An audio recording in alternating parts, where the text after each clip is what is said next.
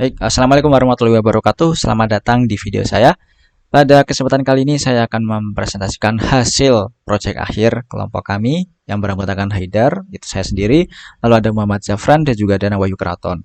Untuk proyek akhir kami untuk menyelesaikan program SIP Kampus Merdeka di Orbit Future Academy, kami mengusung tema komparasi algoritma machine learning untuk klasifikasi kenyamanan thermal.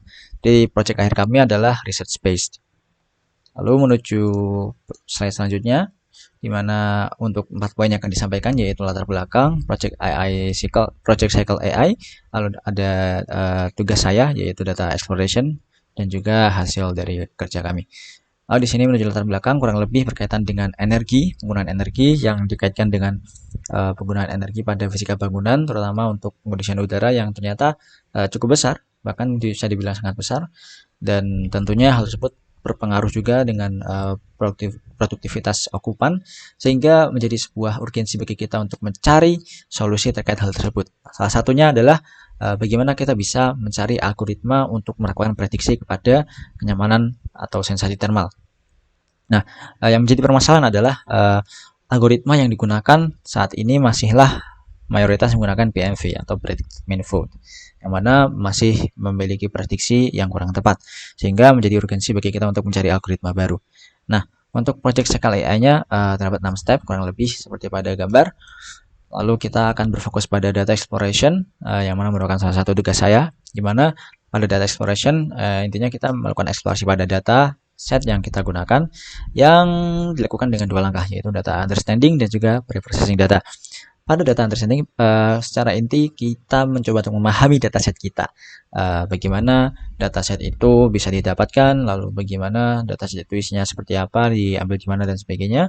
Dan maka untuk dataset yang kami gunakan ini merupakan dataset resma kenyamanan thermal di distrik Darjeeling di India, dengan respon data sebanyak 2608 atau jumlah datanya sebanyak itu, lalu memiliki 33 fitur. Untuk mencari tahu hal tersebut kita bisa menggunakan sintaks atau mungkin perintah dari library Panda seperti pada gambar.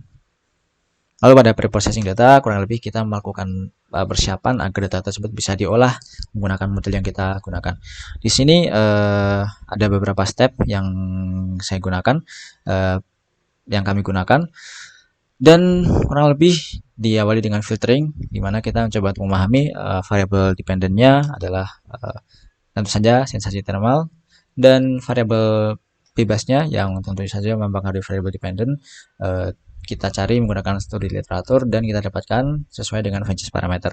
Ada 7 variabel. Dilanjutkan dengan cleaning data untuk menghilangkan data-data seperti data kosong atau NaN atau outlier. Lalu kita gunakan simplifikasi label karena dataset yang kita gunakan sangat terbatas, dan kurang lebih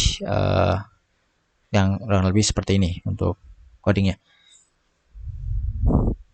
Dan ini adalah simplifikasi label. Mungkin untuk membersihkan waktu langsung lakukan demo.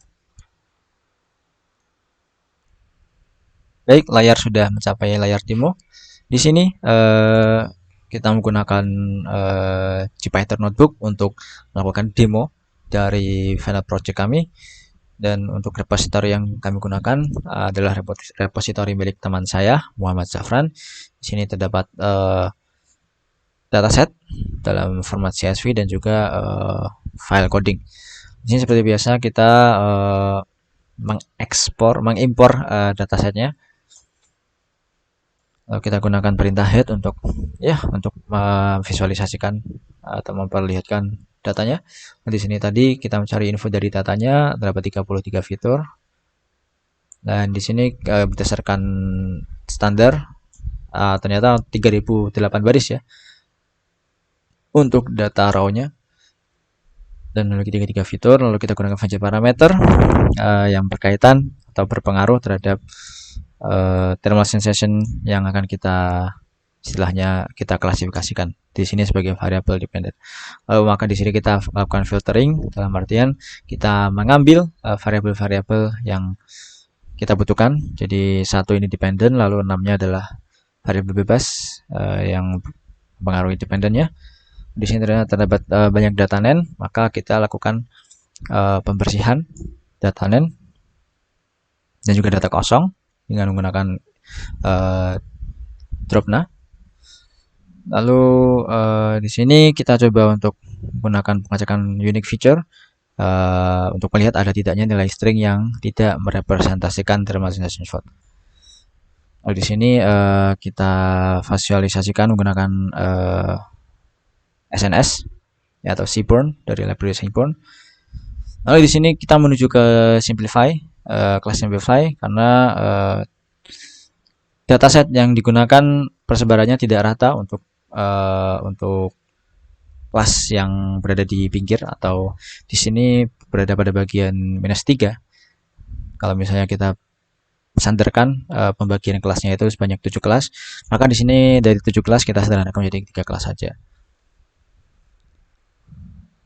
Baik, di sini kita juga mencoba untuk mencari tahu apakah ada outlier atau tidak. Nantinya akan kita hapus di sini menggunakan scalar. Di sini ada beberapa model yang kita gunakan. Tadi terdapat 6 model. Ya, mungkin di sini saya akan langsung run saja.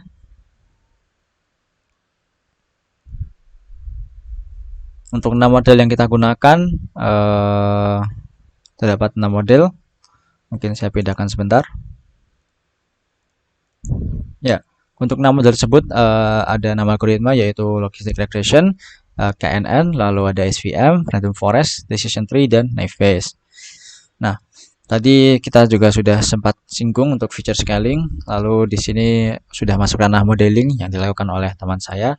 Mungkin kita bisa kembali ke codingan lagi. Baik, sembari tadi menunggu hasil running, maka di sini kita coba untuk melihat codingannya.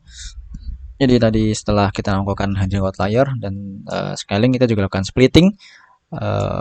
Tentunya splitting ini berguna untuk membagi data, ada yang digunakan untuk training dan juga digunakan untuk testing. Di sini kita menggunakan test size-nya sama dengan 0,3 dengan random state-nya 0. Lalu di sini kita coba untuk melihat akurasi dan juga beberapa parameter lain pada setiap model yang digunakan. Baik, ini merupakan hasil dari codingan. Ini merupakan hasil awal dan ini adalah akurasi yang didapatkan dari coding tersebut. Dimana untuk akurasi paling besar didapatkan oleh random forest. Lalu di sini kita juga bandingkan beberapa parameter lain untuk setiap model, yaitu sensitivity dan juga specificity. Yang mana untuk mencari dua parameter ini kita menggunakan formula khusus yang bisa didapatkan dengan melakukan studi literatur, dan hasilnya kurang lebih akan kita visualisasikan secara lebih mudah menggunakan confusion metric. Dan ini adalah confusion metric dari ke-6 model. Maka untuk merangkum hasil sensitivity dan specificity, kita akan kembali ke PowerPoint. Ini adalah hasil dari confusion metric dan ini adalah metrik evaluasi untuk setiap kelas, dan ini adalah overallnya. Jadi kita lihat bahwa untuk akurasi paling tinggi adalah random forest. Ini merupakan hasil running beberapa kali. Jika kita run ulang memang sedikit berbeda, tapi kurang lebih sama. Kalau ada sensitivity sebesar 1,84%, masih terbesar dan terbanyak, dan juga specificity juga demikian pada random forest.